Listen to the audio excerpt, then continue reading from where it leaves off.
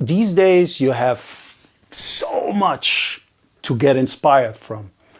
But I think the most important inspiration is always by other artists that create something. It doesn't mean to be just techno or house, could be anything. I was really a child. I remember listening to music on the breakfast table. My mom used to play old Arabic folk music. I remember I was listening to Carlos Santana, Roger Troutman and Zap. I got in touch with music very early and it never left me.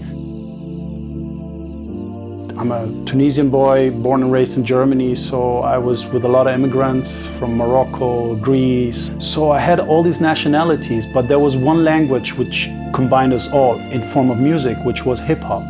I was not able to understand the English lyrics back in the days, but somehow the message came through and I felt adapted to that music or to what Chuck D or Ice-T or all these kind of people were telling me. And it really marked me and it put a stamp on me.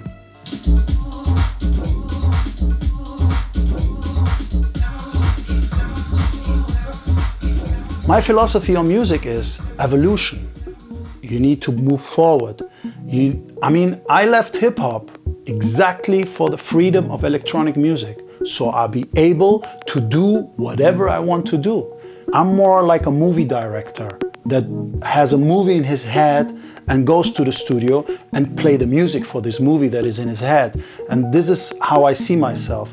With Love Letters, everything was upside down, completely the opposite. But everything else was always the fact that I had a vision, I had an idea, I had basic sounds in my head, and I needed to transport them somehow into music. It contains loops, single drum shots, sounds.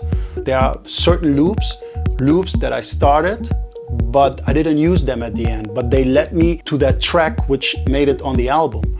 And at the end I had a lot of raw material around the album where I was like, wow, this all makes sense to put it inside the sample pack, just to show, okay, this could be how it become this kind of track.